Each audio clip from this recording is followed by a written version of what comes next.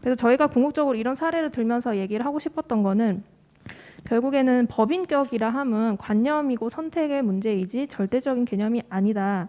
그리고 자연물의 직접적이고 효율적인 보호를 위해서 주체적이고 또 법인격을 그런 인정을 해야 될 필요가 있다라는 것이었습니다. 왜냐하면 이게 인간의 권리로 결국 치환이 돼서 인간이 이렇기 때문에 자연권이 있기 때문에 환경권이 있기 때문에 결국 거기에 대한 반사적 이익으로 동물들이 보호를 받는 게 아니라 동물들이 직접적인 영향을 받는 그 주체로서 스스로 주장을 할 필요가 있어야 된다라는 거고, 실제로 인간이 주장을 하지 않고 있으면 이들은 가장 직접적인 영향을 받음에도 불구하고 거기에 대한 아무런 보호를 받을 수 없기 때문에 최소한 어떤 특정 사례에서는 최소한의 그런 어떤 가능성은 열려야 된다라는 게 저희 이제 주장이었습니다.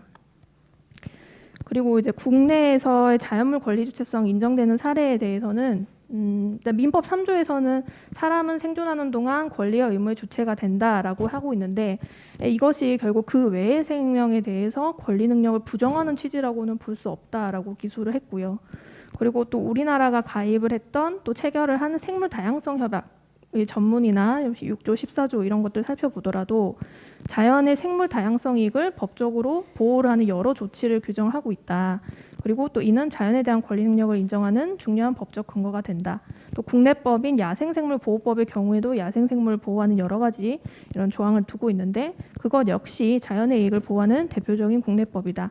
이처럼 국제법이나 국내법에 따라서도 보호되는 이익을 갖는 특정 자연물에는 권리 능력이 인정이 될 수 있고, 이 경우에는 민사소송법에 따라서 당사 능력도 인정될 수 있다라고 주장을 했습니다. 그리고 이제 석송령 사례가 좀 특이해서 저희도 이거를 넣었는데, 석송령이라는 실제로 존재하는 나무입니다. 네, 예천군에 있는 나무인데 이 소나무의 경우에는 실제로 이 석송령을 소유권자로 인정을 해서 이 명의로 등기가 경료되어 있는 사례가 있었습니다. 여기 등기부가 석송령의 이름으로 이제 되어 있죠. 그래서 이런 것들도 물론 이게 뭐 등기상의 실수였을지 그 경위는 저희가 좀 알아보려 했으나 결국 실패를 했지만, 이런 것을 봤을 때도 결국에는 뭐 자연물이 전혀 권리 주체성이 없다라고는 볼 수는 없다라고는 하나의 그런 근거로 저희가 제시를 했던 것이죠. 그래서 이제 원고 사냥 당사자 능력에 대해서는 그렇다 하더라도 그러면 원고 적격을 어떻게 갖느냐, 결국 직접적이고 구체적인 법률상 이익을 갖느냐에 대해서는 우리나라 사냥의 경우는 좀 특수한 여러 가지 보호되는 지위가 있었습니다. 우리나라 사냥은 한반도 백두대간 중심으로 중국의 북동부나 러시아 연해주에만 분포를 하고 있고, 특히 이제 설악산에 서식하고 있는 28마리 사냥의 경우에는 북부 소개체군에 해당돼서 또 이제 남부 소개체군과 또 유전자 구성이 또 아예 달랐고요. 설악산 중에서도 가장 인적이 드문 내설악의 황철봉 부근에서 서식을 하고 있었고, 문화재위원회 조사 결과에 따르면 오색 케이블카 사업 구간의 경우 높은 서식지 적합성에 따라서 이 사냥들이 서식과 번식을 하고 있는 것으로 추정이 됐었습니다. 세계적으로 물론 희귀한 멸종 위기종이기도 하고, 또 우리나라가 가입을 한 또 이제 1993년부터 발효한 사이티스 협약에 따른 멸종 위기종이었고요. 또 국내에서는 위 협약에 의해서 국제 거래가 규제되는 동물로서 환경부 장관이 고시한 멸종위기 야생생물 1급이기도 했고, 또 문화재보호법상 천연기념물 217호이기도 했습니다. 특히 이 사냥들이 서식하는 설악산의 경우에는 문화재보호법상 천연보호구역으로 지정됐고, 그리고 이제 세계자연보전연맹 IUCN에서 카테고리 IA 등급을 했는데, 이는 이제 엄정 자연 보전지로서 전체 카테고리 유형 중에 가장 엄격하게 관리되어야 하는 그런 지역이었습니다. 그래서 인간의 방문이나 이용 또 영향을 엄격하게 통제를 하고 제한하는 지역이었기 때문에 이런 곳에 살고 있는 원고 사냥들은 생물 다양성 가치를 인정받고 엄연히 이제 엄중히 보호를 받아야 되는 지위에 있었습니다.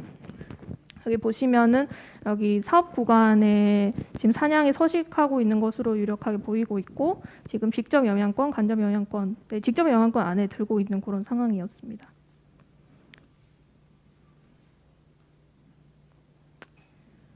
결국에는 이제 사냥은 이 굉장히 그 개체군이 이동성이 굉장히 좀 적었습니다.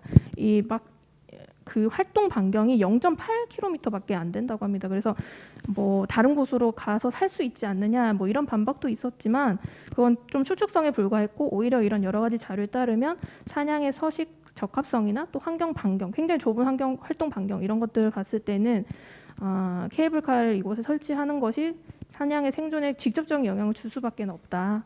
예, 그렇기 때문에 원고 적격이 있다라고 얘기를 했던 것입니다.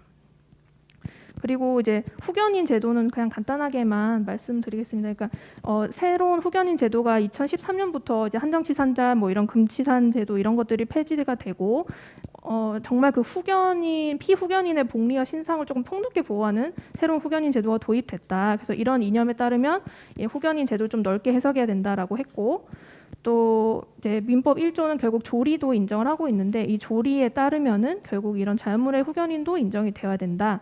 그리고 앞서 말했듯이 국제법, 국내법상 사냥은 보호받을 가치가 있고 법적 이익이 있기 때문에 결국엔 후견인 인정 여부에 대한 별다른 관습법은 아직은 없지만 이런 여러 가지 보호 목적이라든지 내용, 후견제도 도입, 취지 이런 것들을 고려했을 때 결국 특정한 경우에는 후견인을 둘 수 있고 이를 통해 권리 능력 인정받아야 된다라고 주장을 했습니다.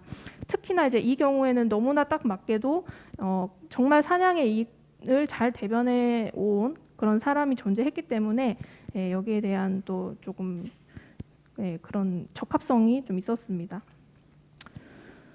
네, 피고는 반면 뭐라고 주장을 했느냐라고 하면 뭐 기존에 있던 주장인데요. 자연물의 사냥이나 자연 자체에 대한 당사 능력이 당연히 인정되지 않는다. 관사법도 존재하지 않고 나머지 원고에 대해서도 취소를 구할 직접적인 구체적인 이익이 없다. 결국 부적법하다라고 얘기를 했고요. 네, 판결은 이제 1년 만에 났는데 결국에는 비슷한 그런 취지로 각하 판결을 받았습니다.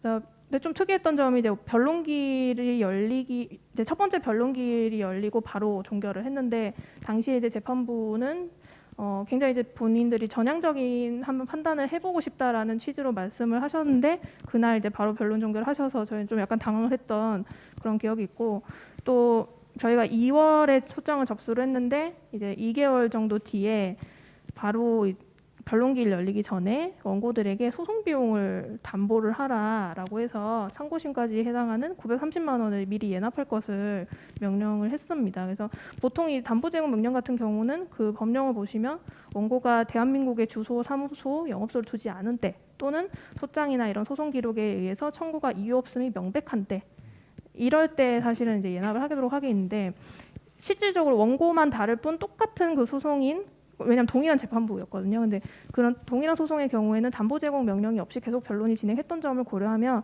결국에는 원고가 동물이었기 때문에 결국 여기에 대한 심증을 좀 드러내서 미리 소송 비용을 담보를 해라라고 명령한 게 아닌가라는 생각이 들어서 좀 매우 아쉬웠고요. 네, 제가 결국 항소는 했지만 결국엔 취하를 하게 됐습니다. 여러 가지 현실적 문제로 취하를 하게 돼서 결국 종결이 됐습니다. 간단한 평가를 덧붙이자면 이 소송은 사실 이제 사냥의 경우는 또 여러 법에서 두텁게 보호를 받는 동물이었고 또 이 생태적 특성에 따라서 이 사건 처분에 의해서 직접적인 영향과 또 생존권에 영향을 받는 상황이었습니다. 더군다나 사냥의 이익을 정말 잘 대변하는 후견인도 존재하는 상황이었고요. 네, 단순한 이런 동물 보호에서 동물의 권리가 이제 언급되는 요새 시점에서 동물이 최소한 특정한 경우에 한해서는 직접적인 권리를 인정받을 수 있는 가능성, 그 근거에 대해서 저희는 조금 심도 깊은 논의가 이루어졌으면 하는 그런 마음에서 이런 것들을 시작하게 되었는데 그 이제 결론적으로는 너무나 이제 그런 논의가 전혀 이루어지지 않아서 많이 아쉬운 판결이었습니다. 그래서 이 소송이 가져온 변화는 없지만 동물이 원고가 돼서 직접 권리를 주장할 그런 필요성에 대해서 다시 한번 문제 제기를 한 소송이었다라고 평가를 하고 있고요.